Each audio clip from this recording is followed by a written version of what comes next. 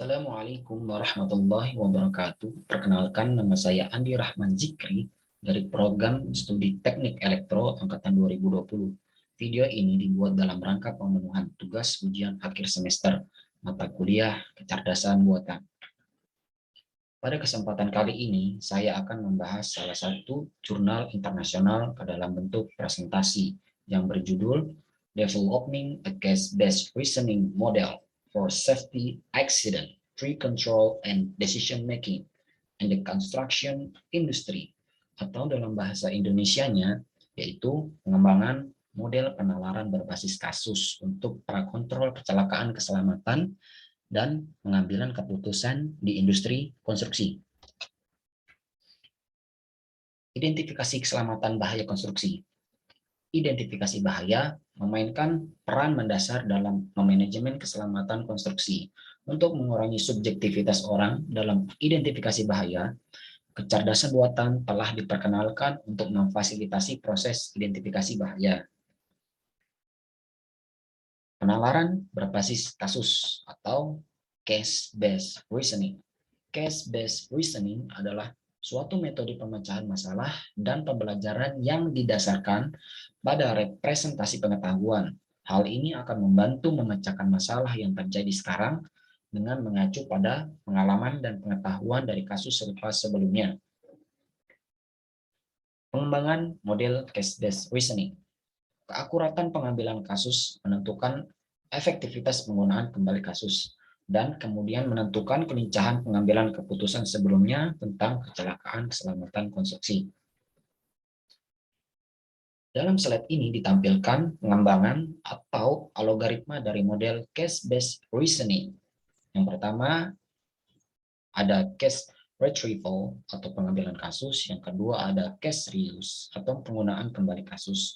Yang ketiga ada case revision atau revisi kasus. Yang keempat ada case retention. Untuk langkah pertama yaitu ada case retrieval atau pengambilan kasus. Tugas utama dari pengambilan kasus adalah untuk mengembangkan database kasus dengan mengidentifikasi karakteristik dari kedua atribut, yaitu atribut masalah dan atribut solusi. Langkah kedua yaitu ada case reuse, yaitu penggunaan kembali kasus. Tugas utama dari case reuse atau penggunaan kembali adalah menghitung pemiripan antara kasus target dan kasus masa lalu dengan langkah-langkah sebagai berikut.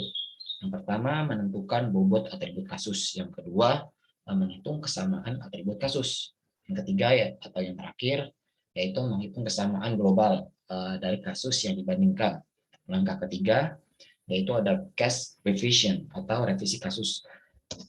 Revisi kasus berarti menguji solusi baru di dunia nyata setelah memetakan solusi sebelumnya ke situasi target. Jika atribut masalah dari kasus serupa konsisten dengan kasus yang akan dianalisis, maka atribut solusi dari kasus serupa dapat mendukung pengambilan keputusan secara langsung. Jika kasus serupa tidak sesuai dengan latar belakang atau skenario baru, kasus yang diambil perlu disesuaikan. Yang keempat, yaitu langkah yang terakhir, ada case retention atau retensi kasus. Retensi kasus adalah proses dinamis, yaitu menambah dan menghapus kasus yang bertujuan untuk meningkatkan efisiensi model CBR atau case-based reasoning. Karena jumlah kasus sebelumnya dalam basis data kasus meningkat, kasus serupa dan berulang terjadi, mereka tidak hanya mengambil ruang dalam database, tetapi juga mengurangi efisiensi adaptasi kasus.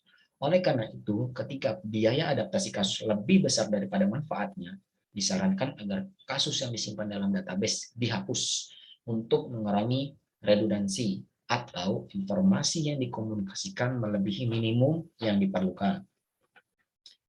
Untuk solusi dan pencegahan bahaya dari kasus ini yaitu ada 4.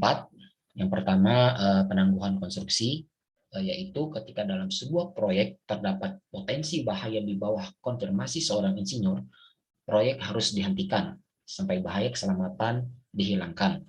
Yang kedua, ada peningkatan persetujuan untuk rencana konstruksi. Dalam hal ini, rencana konstruksi baru tidak dapat dilaksanakan sampai insinyur mensetujuinya. Ketiga, memperkuat pengawasan dan pemeriksaan.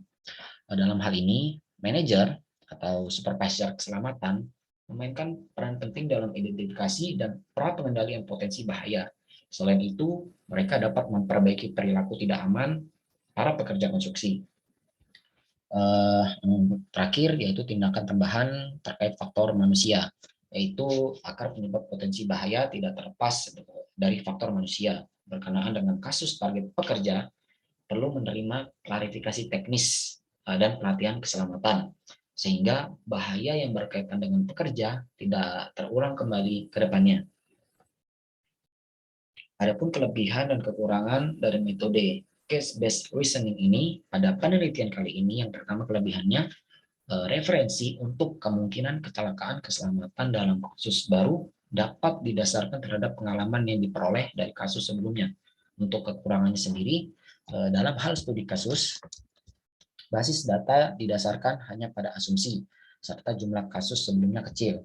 Hal inilah yang melemahkan keandalan model berbasis CBR atau Case-Based Reasoning.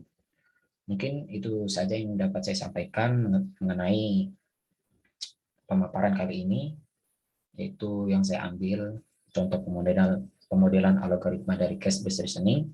Kurang lebihnya saya mohon maaf. Saya ucapkan terima kasih. Assalamualaikum warahmatullahi wabarakatuh.